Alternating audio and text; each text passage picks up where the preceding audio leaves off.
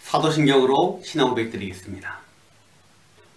전능하사 천지를 만드신 하나님 아버지를 내가 믿사오며 그 외아들 우리 주 예수 그리스도를 믿사오니 이는 성령으로 잉태하사 동정녀 마리아에게 나시고 본디오 빌라도에게 고난을 받으사 십자가에 못 박혀 죽으시고 장사한 지 사흘 만에 죽은 자 가운데서 다시 살아나시며 하늘에 오르사 전능하신 하나님 우편에 앉아 계시다가 저리로서 산자와 죽은 자를 심판하러 오시리라.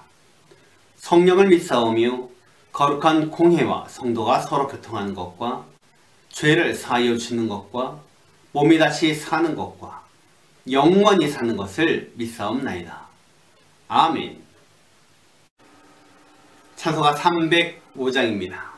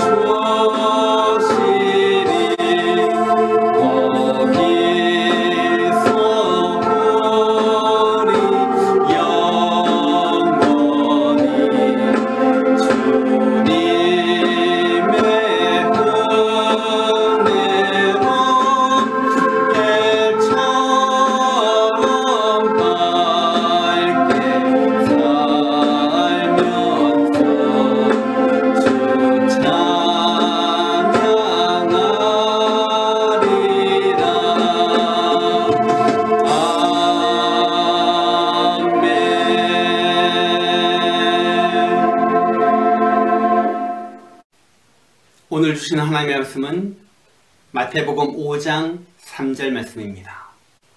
제가 봉독해 올리겠습니다. 심령이 가난한 자는 복이 있나니 천국이 그들의 것이며. 아멘.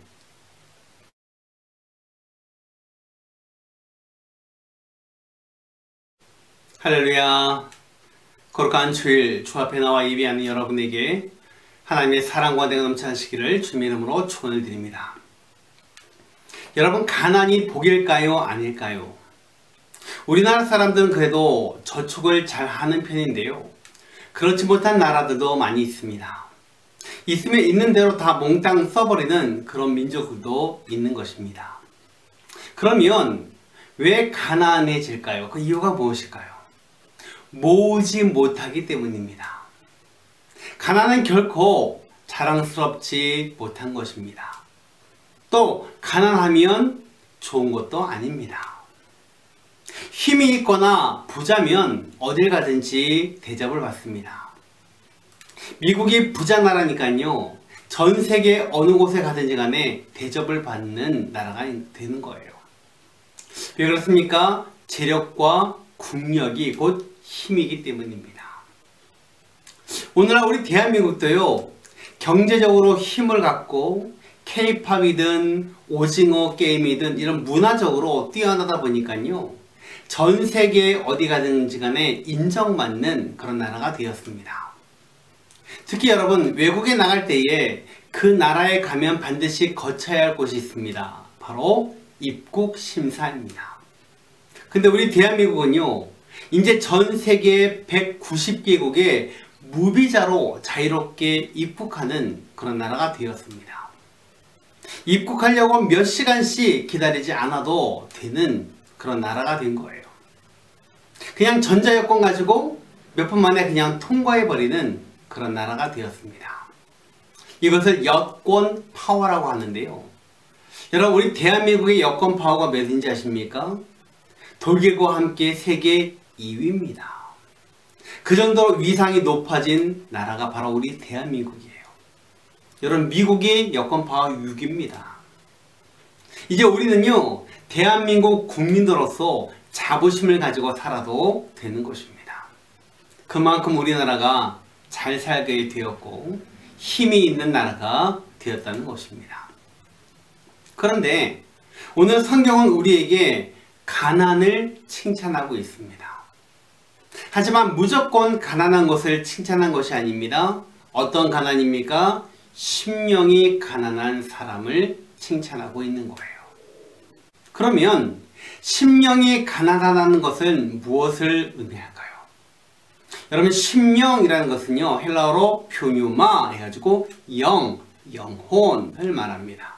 즉 영이 가난한 자가 복이 있다는 것입니다. 다시 말하면 영적으로 교만하지 않고 겸손해서 자기 스스로를 보잘것없는 자로 여겨서 하나님의 도우심을 구하는 자, 이 사람이 바로 심령이 가난한 자인 것입니다. 하나님은요 이런 영혼이 가난한 자를 찾으십니다. 영혼의 가난은요 아무에게나 있는 것이 아닙니다. 우리가 가난한 영혼을 찾기 위해서는요 이 가난한 영혼을 갖고 있는 사람을 찾아야 하는데요. 성경에 보니까는요 가난한 영혼의 대표적인 사람이 누구냐? 바로 모세입니다. 여러분 모세를 보십시오. 한때는 자신만만한 왕자였습니다. 하지만 살인자로 전락해서 광야에서 짐승을 키우며 생활한 지 언 40년. 그런데 하나님은 그런 모세를 부르셨습니다. 그러나 모세는요 자신의 형편을 알았어요. 80세가 된 노인, 아무 힘도 없고 아무 할 능력이 없는 정말 힘이 아무것도 없는 그 할아버지. 그래서 자신은 아무것도 할 수 없다고 하나님께 사양을 합니다. 하나님, 제가 나이가 많습니다. 어눌해서 말도 잘 못합니다. 하나님이 보여주신 여러 가지 기적, 지팡이가 뱀이 되게 하고 손을 품에 넣었더니 문병이 들고 다시 넣었더니 문병이 회복되는 그런 기적을 보면서도 그는 사양하고 거절했던 것입니다. 도저히 자신의 힘으로는 그 하나님의 명령을 따라할 수 없었기 때문이에요. 모세는 그야말로 철저히 심령이 가난한 자가 되었던 것입니다. 그래서 하나님은 그 심령이 가난한 모세를 들어서서 출애굽으로 사용하셨던 것입니다. 그 다음 예수님을 만난 베드로를 보십시오. 밤새도록 수고했지만 고기 한 마리 잡지 못했습니다. 그런 그에게 주님은 깊은 데로 가서 그물을 던져라 말씀하셨습니다. 이에 베드로는 그 말씀에 순종합니다. 그랬더니 상상을 초월하는 수확을 거두게 되었죠. 자신의 경험, 자신의 지혜, 자신의 모든 능력을 동원하여서 고기를 잡아보았지만 그는 실패했습니다. 그런데 주님의 말씀에 순종했더니 많은 고기가 잡혔던 것입니다. 그때 베드로는 어떻게 합니까? 누가복음 5장 8절 말씀. 시몬 베드로가 이를 보고 예수의 무릎 아래에 엎드려 이르되 주여 나를 떠나소서 나는 죄인으로소이다 하니. 주님 나는 죄인입니다. 이런 고백을 하게 되었던 것입니다. 베드로 역시 철저히 심령이 가난한 자가 되었습니다. 그래서 주님은 그를 부르셨고 예수님의 수제자가 된 것입니다. 그러면 우리도 이 모세처럼 베드로처럼 심령에 가난한 자가 되어야 되는데 어떻게 해야 할까요? 먼저 단순해져야 합니다.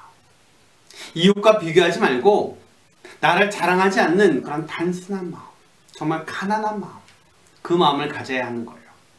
물질에 욕심이 없이 세상을 향하여서 야망이 없는 그런 마음, 이런 마음일 때에 가난한 삶이 실현이 되고 이런 삶이야말로 경건한 삶이 될 수 있는 것입니다.